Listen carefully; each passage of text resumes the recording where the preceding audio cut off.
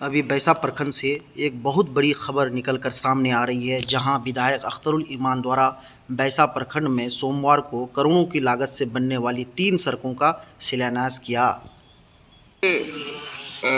गगड़िया वाली सड़क का अभी किए हैं 1,23,00,000 का।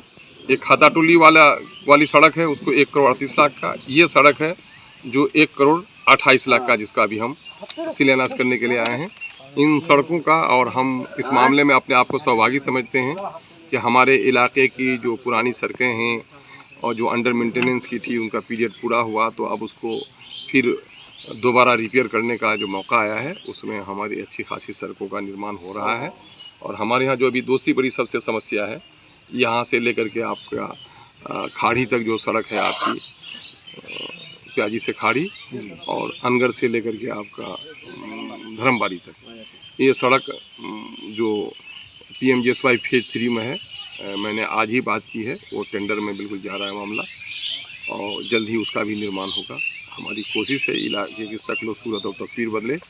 स्कूल में आया हूँ, अभी स्कूल के बारे में कई शिकायतें मिली हैं, मैं फिर आऊँगा, देखूँगा। स्कूल में जिन लोगों ने ज़मीन दी है उसमें से कुछ लोगों का नाजायज़ कब्ज़ा है और अभी हेडमास्टर ने उस पर क्या कार्रवाई की है, अब उसको पूछने के बाद ही इसका पता चलेगा। स्कूल की 4 दीवारी का मसला था, जिसको मैंने घेरने के बारे में आदेश कर दिया था कि एस्टीमेट बना करके इसके काम के आगे बढ़ाएं। इन लोगों ने नहीं बढ़ाया है। ताहम आप लोगों को सूचना हम देना चाहते हैं, ये इलाका बाढ़ से और नदी से प्रभावित है बुरी तरीके से। मेरे आने के बाद पहली बार यहाँ से बाढ़ में जिन लोगों का घर कटा, पहली बार हमने राशि दिलवाने का काम किया है। और कटाव रोधक जो कार्य हुआ है और लोगों के ज़माने के मुकाबले में हमारे यहाँ ज़्यादा काम अभी हुआ है। जिन लोगों का ज़मीन बाढ़ में कट गया, घर कट गया है, ऐसे 75 लोगों को हमने ज़मीन भी अभी दिलवाई है और लोगों के लिए प्रयासरत हैं। एक बड़ी लड़ाई हमारी ये चल रही है कि जिन लोगों का घर नदी में कट के विलीन हो जाता है, वो 3 प्रकार के घर होते हैं सामान्य।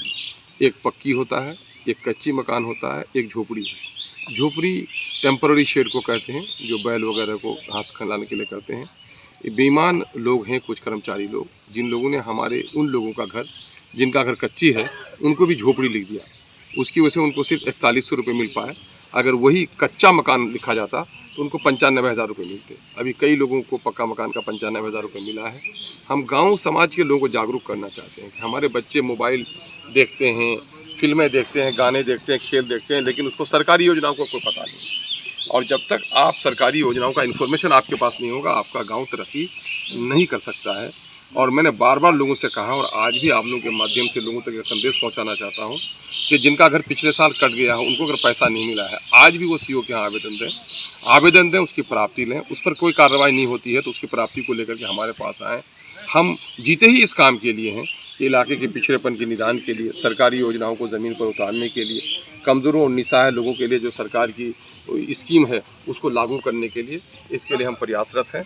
अभी जनगणना तो नहीं कहिए, जाति आधारित गणना का काम शुरू हुआ है। हम आप लोगों से कहेंगे कि इसमें बड़ी जो त्रुटि रह जाती है, घर वगैरह ज़रा सा चतुराई के साथ दिखाइएगा। पिछले दिनों में भी सर्वे कर्मचारियों ने कुछ गलती की है। अगर आपका दूल्हा दिखाई नहीं होता है कि भाई का घट्टू भी अपना गिनवा दीजिएगा। आपका अगर एक ही कमरा मकान है तो एक ही कमरा लिखाइए।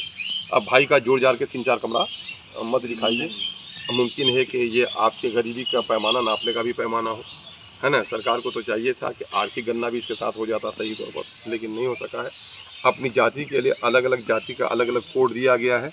जब मोबाइल में कोडिंग हो तो आप उसे देख लीजिए कि आपकी जाति सही तौर पर भरी गई है कि नहीं भरी गई है, और जो दूसरे इंदराजात होने हैं उस पर ज़रा सा नज़र रखिए। और हम आपके माध्यम से कहना चाहते हैं कि देश इस वक्त बुरे दौर से गुजर रहा है। देश में अंग्रेज़ों के ज़माने का चाल चलन हो गया है। अंग्रेज़ कहते थे कि लड़ाओ और राज करो, और आज देसी अंग्रेज़ लोग भी राज करा रहे हैं लड़ा के।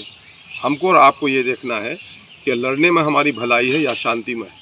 और आपको जानना चाहिए कि विकास का फूल वहीं खिलता है जहाँ न्याय का वृक्ष लगा हो, और जहाँ अन्याय हो तो वहाँ शांति भी नहीं हो सकती, और जहाँ शांति नहीं है तो वहाँ पर लक्ष्मी बास भी नहीं करती। तो इस वक्त पूरे देश में हिंदू और मुसलमानों को लड़ाया जा रहा है, जात और जात को टकराया जा रहा है, और सिर्फ उन्माद, ताकि इस उन्माद में आपके बच्चों की नौकरी चली गई, महंगाई बढ़ गई है, आपके लोग बीमार पड़ रहे हैं।